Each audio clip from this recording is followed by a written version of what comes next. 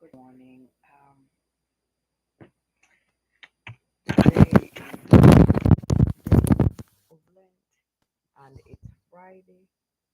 Well, actually, it's day 3 and it's Friday.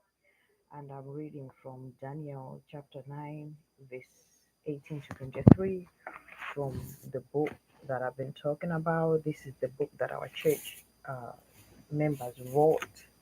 It's different individuals wrote their devotions and it as the sparks fly upwards, reflections for Lent, and my church is Redeemer Presbyterian Church in Jackson, Mississippi, and it's Redeemer Community Arts Group that wrote this. And today's reading was written by Deason Dyson. He used to be a headmaster at the Redeemer School, if I recall correctly. But the great reading is Daniel chapter 9, verse 18 to 23, and it reads, "O my God, incline your ear and hear, open your eyes and see our desolations, and the city that is called by your name. For we do not present our pleas before you because of our righteousness, but because of your great mercy, O Lord.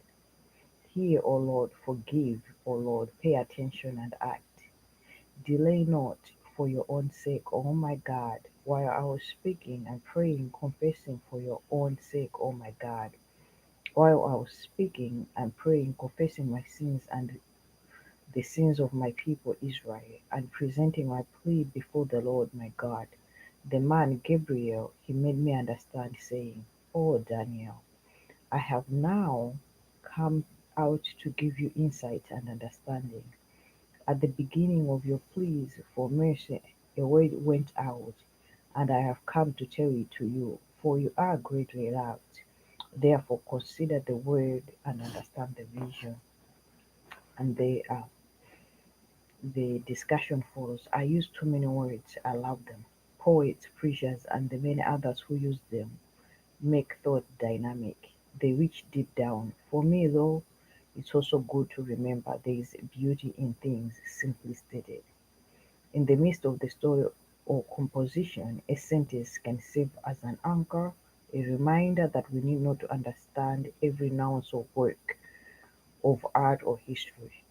Sometimes to get a thing is to let a very particular element of it roll over you, to lean into it in a way that the part helps you enjoy, understand, and appreciate the whole.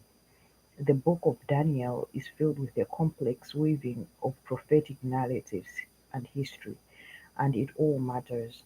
Many of us are familiar with the trial of Daniel and how the Lord's sovereign hand in his story and that of his friends creates a sense of depth and perceptive in understanding both practical life and key moments in redemptive history. But to encourage our suffering, as Daniel cries out to the Lord after he is delivered, but continues not to quite understand when this suffering will end, he gets an angelic answer. Gabriel anchors his response with these words to Daniel: I have now come out to give you insight and understanding. At the beginning of your pleas for mercy, a word went out, and I have come to tell it to you, for you are greatly loved. Therefore, consider the word and understand the vision. That's in Daniel chapter 9, verses 22 and 23. And there, stuck in the middle of Gabriel, makes our whole experience make sense. For me, I'm just trying to understand, and I think just to understand that, the more we seek the Lord, He hears, even though sometimes it may not feel like He is hearing. He does hear and He understands, and He's going to reach out to us and He's going to answer our prayers, just like He did with Daniel. It may not be today, it may not be tomorrow, but He will answer.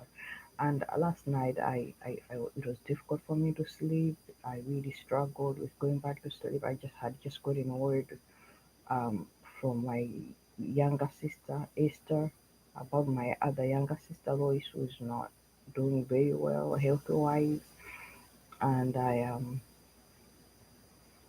I just couldn't sleep and sat there, just me and William just prayed and prayed for healing and for breakthrough. And it doesn't look like anything has changed in her situation or in ours. But I believe that in due time, the Lord is going to heal. In due time, the Lord is going to make this suffering stop. And I just want to encourage you as well, wherever you are, that the Lord He can hear you and He will answer. And today is the third day of Lent. Let's continue keeping on, pushing on. Whatever it is that you've decided to give up for Lent, whether it's food, gossip, friends, shopping, whatever you've decided to give up, you have to know that it's not in vain. And the Lord sees and hears, even though we know that it's not said by our own works, but by faith. But we also need to exercise discipline and to practice, do some practical work for that. This abstaining during this time of Lent is not for God, but it's for our own sake, so that the Lord Him we're going to reach closer to the Lord. And like I have said, I've given up food and I'm fasting the whole day and just eating one meal in the evening. Today is easier physically. Yesterday, like I told you, I was feeling very nauseated in the morning. Um, but today is it's a better day, and I'm just trusting the Lord that He will continue to carry me through. Thank you so much. May God bless you. Bye bye.